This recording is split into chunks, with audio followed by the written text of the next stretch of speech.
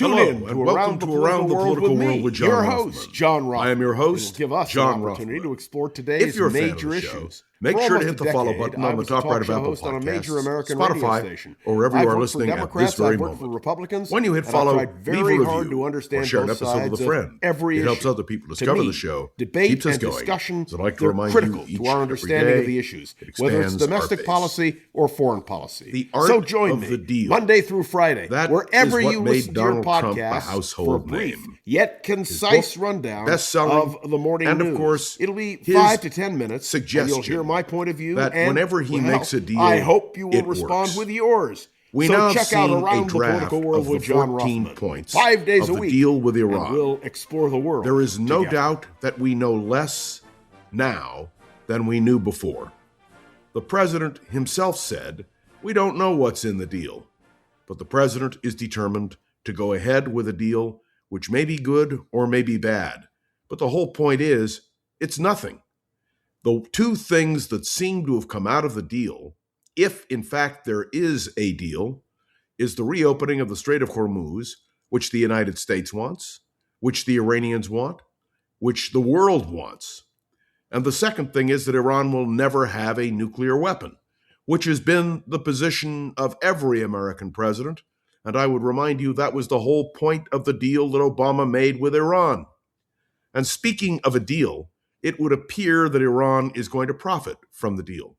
Not only will they be able to sell their oil on the international market immediately, but it turns out that funds that we are holding, which are being held because, well, we've been holding them for years, in the billions of dollars, may, as part of the deal, be released to Iran, which is precisely what Barack Obama did and for which he was pounded with criticism.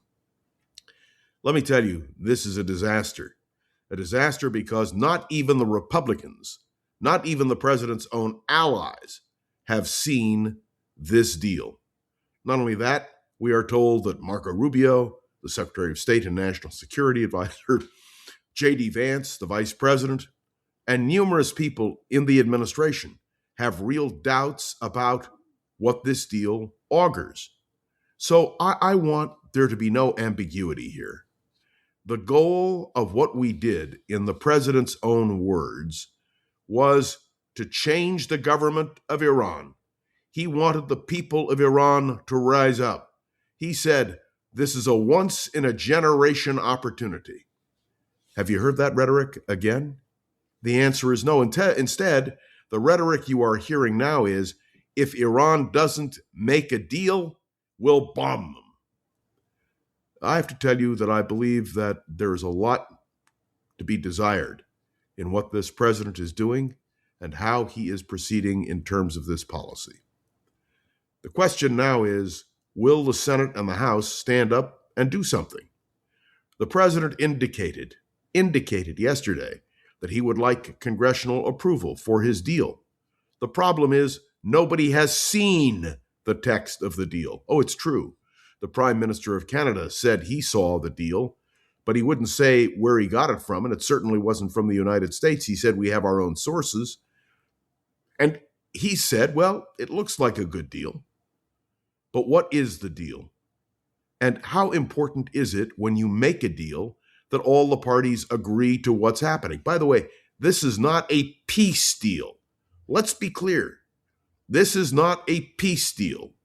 It is a piece of a deal which we have yet to see revealed. Why is the president so reluctant to release this text? 14 points, we're told. But who knows? I don't know how many points it is, and we don't know whether it's a page and a half or more. What we do know is that no one knows.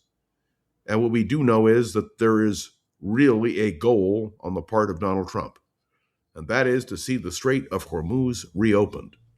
When 20% of the world's oil passes through that single location, and the president is responsible for it having shut down, his main goal is to get it open again, so that the economies of the world can, if you'll pardon a bad pun, be lubricated. But let me point something out. Even if the strait were opened, immediately. And even if oil began to flow immediately, the stability of the oil market would still be in question. It will take a long time to restabilize the oil market. And let me also point out that while all of this is going on, the secrecy surrounding this deal is ridiculous. Mr. President, if you have something in hand, release it. Now, he did indicate yesterday that when it's released, he may read the deal in a press conference so we can all see it together. But that doesn't mean we like the deal, because we don't know what the deal is. I also want to point out that our allies are deeply troubled, and I want to speak particularly about Israel. The Israelis have asked the United States to see the deal, and as of the last report which I've received, they have not received the deal. How do you proceed to make a deal when your major ally in your endeavors has no knowledge of what the deal is? And let's be clear, in Israel, they have said they will not be bound by a deal which they feel hurts their national security. And if in fact, as some reports indicate, the whole deal hinges on what happens in Lebanon, let me point out that Hezbollah continues to attack Israel. And the Israelis are saying as long as they are attacked, they will respond, which is precisely what we should expect from our ally Israel. Mike Pence, speaking to the press because he's got a new book out, which I have and will read shortly, Mike Pence calls Israel our cherished ally. I believe Mike Pence is correct. Israel is our cherished ally. And when you go to war, and when you make a deal with your ally, to keep secret from your ally what you are negotiating makes no sense at all. Let me be clear. I believe that Donald Trump and his administration show incompetence every single day. And for those who believe that the strength of Donald Trump is his ability to make a deal, please, if you have a deal in hand, you tout that deal, don't you think you would reveal it? Don't you think you'd want everyone to see what a great negotiator you are? No, this is nonsense, pure and simple. I received a note from my friend Hilton, who lives in the Boston, Massachusetts area, applauding my conclusions. Hilton, it doesn't take a genius to understand that the incompetence in this administration is unbelievable. Now, I also need to say a word about Ukraine. Even as we proceed with our concentration on the Middle East, what is happening in Ukraine is an unbelievable disaster. Remember, Donald Trump said, I will solve this problem even before I take office? And here we are. Has the situation in Ukraine been modified? No. For those of us who've been to Kiev, those of us who have seen the church, which has now been so severely damaged, the equivalent of Notre Dame in Paris being damaged, let me be clear. Donald Trump's policy in Ukraine, well, he doesn't have one. I am delighted to tell you that there are those who believe, including the Prime Minister of Canada, that ultimately Ukraine will triumph. But it cannot triumph without the support of the world and the decision by Vladimir Putin to back down. But no, please. All of this hinges, according to the president, on his relationship with Vladimir Putin. My dear friends, I love foreign policy. I love talking foreign policy issues. But what I'm seeing in this administration are contradictions. The situation where the right hand doesn't know what the left hand is doing, where a president does not consult with Congress.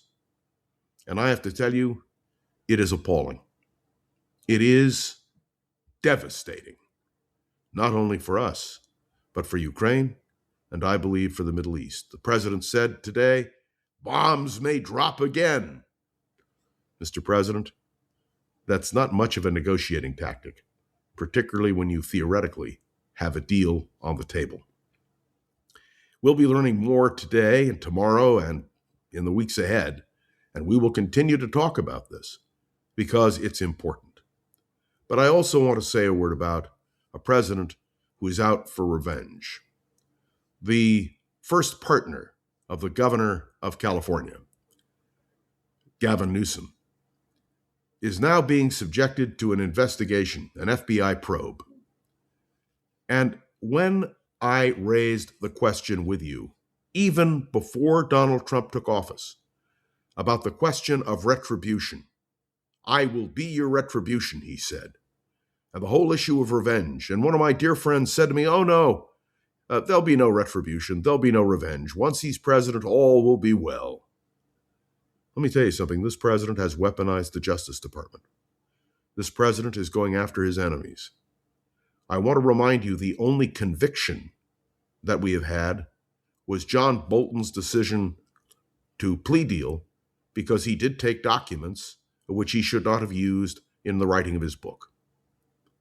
By the way, didn't Donald Trump bring documents to Mar-a-Lago? And he had no right to do it. And yet he seems to feel that he is above the law.